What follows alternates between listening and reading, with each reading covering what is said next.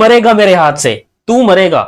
हाँ, तू मरेगा, मतलब श्रीलंका, वो कह रहा हूं कि श्रीलंका वाले जो है वो मरेंगे इंडिया के हाथ से, क्योंकि आज मोहम्मद सिराज डीएसपी साहब ने, इसकी टंग कुर्सी के नीचे किसने कील रख दिए बे, आज डीएसपी साहब जो है कुछ अलग ही मूड में आए हुए थे, और जिस तरीके से उन्होंने पिल्लम पिलाई, ठुकम ठुकाई, और वो मैं लफ्ज बोलना नहीं चाहता, सी से कुछ मैं बोलना चाह रहा था, इसके साथ मिलता जुलता है। खैर, आज अजीबो गरीब सी चीज हमें देखने को मिलेगा, और जिन लोगों को लगता था कि Mohammed Siraj Sir Vivian Richard से कम है, आज वो लोग अपना सर, अपना माथा दीवार में और टेबल में पटक पटक के पीट रहे होंगे। क्यों? क्योंकि सर विवियन रिचर्ड्स उर्फ मोहम्मद सिराज साहब आज एक बार फिर से चले हैं, और ना कि सिर्फ चले हैं बल्कि मार मार के भूरता बना के रख दिया है श्रीलंकन क्रिकेट टीम का। इंडिया का मैच था, इंडिया वर्सेस श्रीलंकन क्रिकेट 11, लेकिन उस मैच में हमें बहुत ज्यादा रोमांच देखने को मिला। फाइनल दिन के ऊपर हमें लग रहा था कि भाई एक वार्म अप मैच था, इसमें क्या रोमांच आएगा, इसमें कौन सा मजा आएगा, लेकिन यकीन कीजिए पाकिस्तान के किसी टी20 मैच से ज्यादा एंटरटेनमेंट इस मैच के अंदर हमें देखने को मिली है। सबसे पहले जी, इस मैच में श्रीलंका ने बैटिंग की और बड़े धुरंधर तरीके से बैटिंग करी, लिटरली बहुत खूबसूरत बैटिंग करी थी। 363 रन किए थे एंड देन डिक्लेयर कर दिया था। फिर जब हिंदुस्तान बैटिंग के ऊपर आया तो हिंदुस्तान ने भी मार मार के भूरता निकाल दिया। यहां पर देवदत्त पडिक्कल साहब ने नॉट आउट 142 रन कर दिए, 142 रन। मैं हैरान हूं इस बात के ऊपर कि ये बंदा परमानेंट हिस्सा क्यों नहीं होता टेस्ट स्क्वाड का या फिर इंडिया की टीम का। इवन अब तो इसको टी20 में भी रखना चाहिए, जो इसने आरसीबी के लिए करके दिखाया।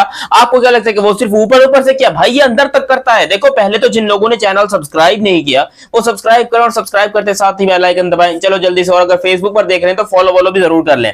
रविंद्र जडेजा ने भी 63 किए थे, 41 मानव सुतर ने किए थे, 22 यहां पर श्रेयांश जैन, और 36 रन गुरनूर बरार ने भी किए थे। हालांकि डीएसपी साहब को पहले इनिंग के अंदर कुछ खास बैटिंग करने का मौका मिला नहीं, मतलब मिला लेकिन कुछ खास कर नहीं पाए। 8 बॉलों में सिर्फ 1 रन बनाया पहली इनिंग के अंदर। अच्छा, उसी के साथ ही श्रीलंका वाले जब सेकंड बैटिंग के ऊपर आए, ये थोड़े चौड़े हो गए। इनको लग रहा था कि भाई हम जो है वो डिक्लेयर करके हम इंडिया को एक टारगेट दे देंगे और हम ये जो है मैच बड़ी आसानी से जीत जाएंगे, ऐसा श्रीलंका वालों को लग रहा था। Very well done. भैंस की टंग सोच भी किसके बारे में रहे, और राक्षसों के बारे में। इंडिया वाले राक्षसों से कम है क्या क्रिकेट के अंदर? ये श्रीलंका वालों ने मरते मराते 200 किए, 200 पे इनकी 6 विकेटें गिरी हुई थी और इन्होंने डिक्लेयर कर दिया। टारगेट मिला कितने का जी?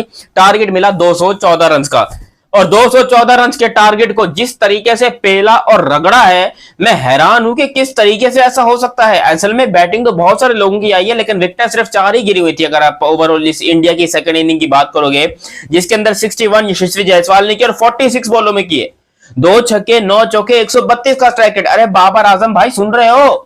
टेस्ट क्रिकेट में 132 का स्ट्राइक रेट था, लेकिन इन सबको पीछे छोड़ा है डीएसपी साहब ने। उसके बारे में बात करते हैं।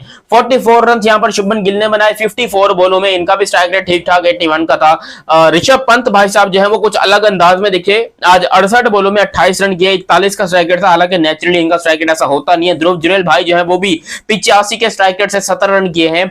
रविंद्र जडेजा ने 22 रन किए हैं 32 बॉलों में।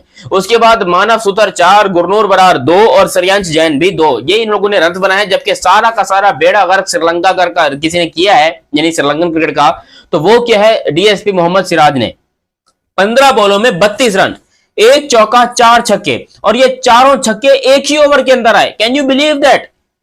एक ओवर के अंदर 4 छक्के, ये काम किया है हमारे मोहम्मद सिराज साहब ने। और लोग कहते हैं कि भाई उसको बैटिंग नहीं आती, वो थोड़ा ओवर कॉन्फिडेंट है, वो ये है वो। अरे मैं कहता हूं वो जो भी है, तुम मानो या ना मानो, लेकिन वो बंदा आज लिटरली डीएसपी लग रहा था। आज लिटरली वो बंदा सर विवियन रिचर्ड्स लग रहा था, जिस तरीके से वो बैटिंग कर रहा था। अरे बॉलर तो प्रोफेशनल ही थे ना, कोई चाइना के बॉलर तो नहीं कि बॉलिंग कर रहे थे सिराज को। ओरिजिनल बॉलर थे जो कि इंटरनेशनल क्रिकेट खेलते हैं, वो बॉलर थे।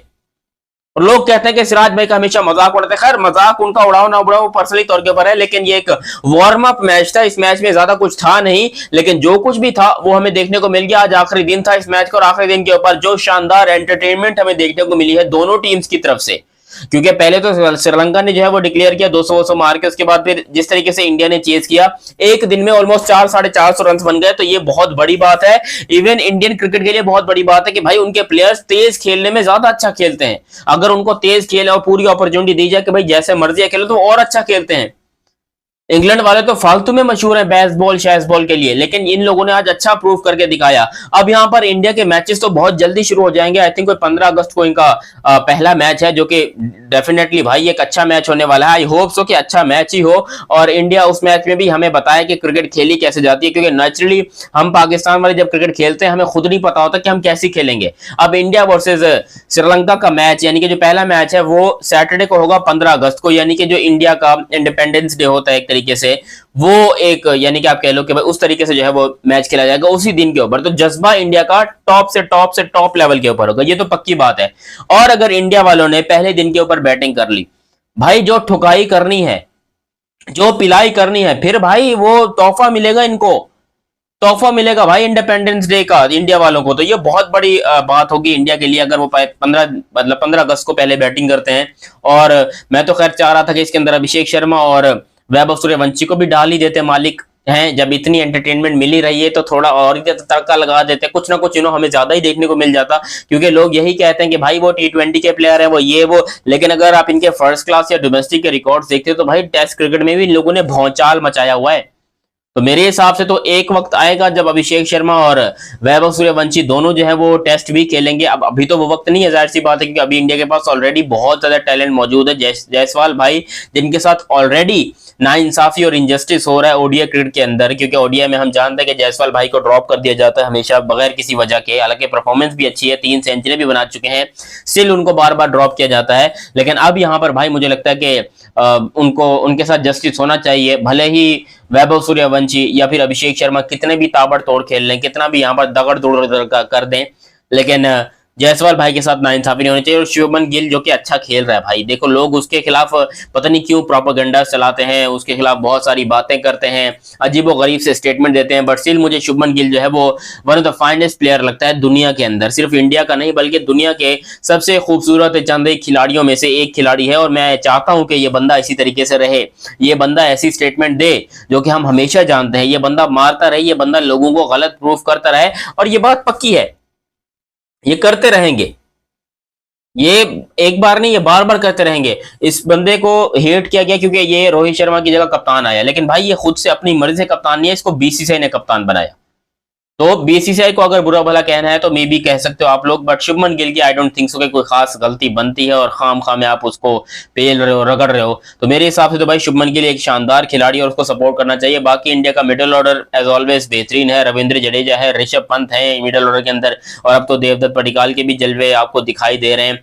एंड देन उसके अलावा सही सुदर्शन के बारे में बहुत बड़ा क्वेश्चन मार्क है फिटनेस को लेकर, बट आई डोंट नो वो खेलते नहीं खेलते, वो आप लोग मुझे कमेंट सेक्शन में बता दीजिएगा। तो इंडिया की टीम एक बहुत स्ट्रांग और बहुत मजबूत टीम लग रही है। देखो वार्म अप मैच था इसीलिए हमने जो है वो इसके ऊपर डेली व्लॉग्स नहीं किए, मगर दुनिया जानती है कि जब भी इंडिया के मैचेस होते हैं अपने डेली वीडियोस आते हैं, डेली शो होते हैं, तो वो देखने के लिए आप लोग को चैनल सब्सक्राइब करके रखना पड़ेगा, और अगर फेसबुक पर देखते हैं तो फिर फॉलो करके भी रखना पड़ेगा। आई होप सो कि जिस तरीके से आज इंडिया खेला है इसी तरीके से वो अपने नॉर्मल मैचेस के अंदर भी खेले।